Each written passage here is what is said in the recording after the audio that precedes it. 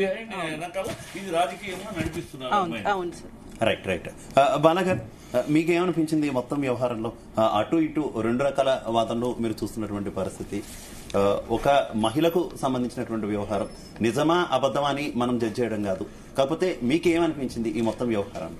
ఒకటి సినిమా ఇండస్ట్రీకి సంబంధించిన నా రైట్ అండ్ లెఫ్ట్ ఇద్దరిని చూసుకుంటే నాకు తెలిసి వాళ్ళు ఇంకా కొంచెము హ్యూమన్ సొసైటీలోకి ఇంకా చాలా నేర్చుకోవాలని నా అభిప్రాయం. ఎందుకంటున్నానంటే ఒకప్పుడు బెనిఫిట్ లేకపోవడం వల్ల అలిగేషన్స్ వేయలేదు, ఇప్పుడు అతను పొజిషన్లోకి వచ్చారని చెప్పేసి అలిగేషన్స్ వేస్తున్నారు. అప్పుడు ఆ అమ్మాయికి వేరే కొరియోగ్రాఫర్లు ఉన్నారు కాబట్టి వెళ్ళలేకపోయింది, ఎందుకు వెళ్ళలేదు. ఇక్కడ మనం సైకలాజికల్ ఆస్పెక్ట్స్ చాలా అర్థం చేసుకోవాలి. ఇప్పుడు మేడం ఒక మాట అన్నారు, చిన్నపిల్లలు మ్యాథ్స్ సార్ కొడితేనో లేకపోతే తిడితేనో బ్యాక్ బెంచ్లో కూర్చుంటారంటే అది స్కూల్ అయిపోయిన తర్వాత సొసైటీలో దెర్ ఈజ్ నో ఎగ్జిట్, సొసైటీలో సర్వే అవ్వాలి.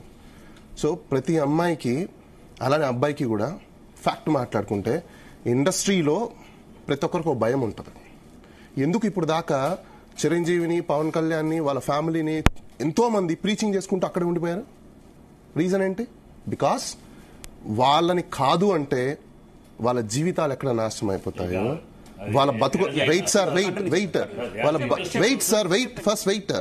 వాళ్ళ బతుకులు ఎక్కడ నాశనం అయిపోతాయో, వాళ్ళ జీవితాలు ఎక్కడ నాశనం అయిపోతాయో, వాళ్ళ భవిష్యత్తు లేకుండా ఎక్కడ చేస్తారంటే డైరెక్ట్ చేస్తారని కాదు, ఇండైరెక్ట్లీ కానీ ఎక్కడో చోట ఇంపాక్ట్ పడుతుందేమో అన్న ఒక భయం ఎక్కడో చోట ఒక మనిషికి ఉంటుంది. ఈ అమ్మాయికి కూడా సేమ్ అదే భయం ఉండి ఉండొచ్చు. ఎందుకంటున్నానంటే ఆ అమ్మాయి ఒక మైనర్గా వచ్చింది. మైనర్గా వచ్చిన తర్వాత ఒక మాస్టర్ దగ్గర అమ్మాయి చేరింది. సో నో అదర్ గో అంటే ఇప్పుడు చిన్న ఎగ్జాంపుల్ చెప్తాను మీకు.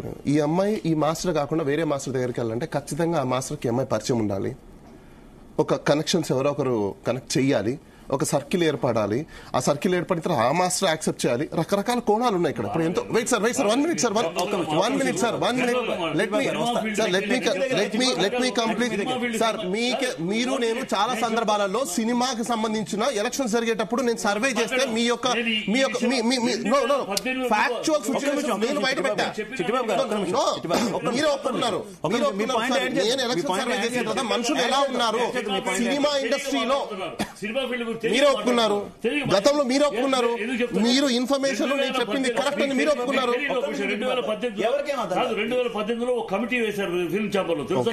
2018లో కమిటీ వేసి మీరు మీ ఎవరైనా కంప్లైంట్లు ఉంటే ఇవ్వండి, మీ పేర్లు కూడా బహిర్గతం కాకుండా మేము కాపాడతాం అని ఒక బాక్స్ పెట్టి పెట్టారు 2018లో.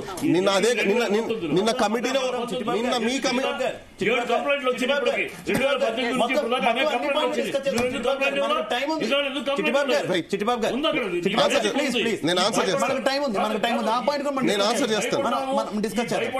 దాని కారణాలన్నీ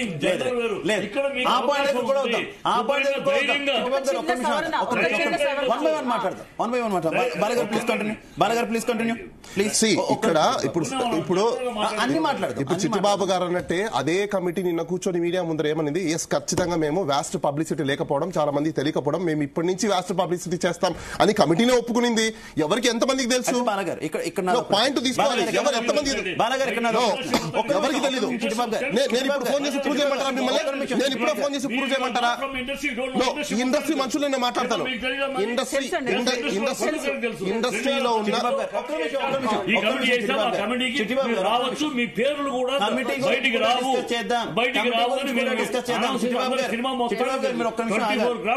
సినిమా ఇండస్ట్రీ గురించి తెలుసుకోకుండా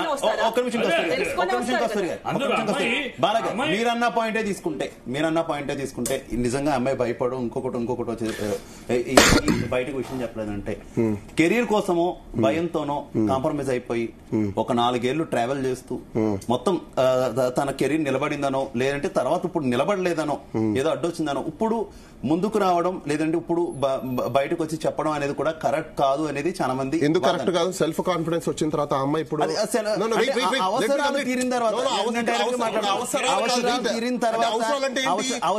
తర్వాత తన కెరీర్ ని తను మలుచుకున్న తర్వాత ఉపయోగించుకున్న తర్వాత బయటకు రావడం ఎంతవరకు కరెక్ట్ అనేది అంటే మీరు చెప్పేది ఏంటంటే అప్పటికి సమాజము ఎవరైనా అథారిటీ పొజిషన్ లో ఉండి వాళ్ళు తొక్కుతూ ఉంటారు, తొక్కించుకోండి, అంతేనా? తొక్కుతూ ఉంటారని మరి అమ్మాయి రాలేదు.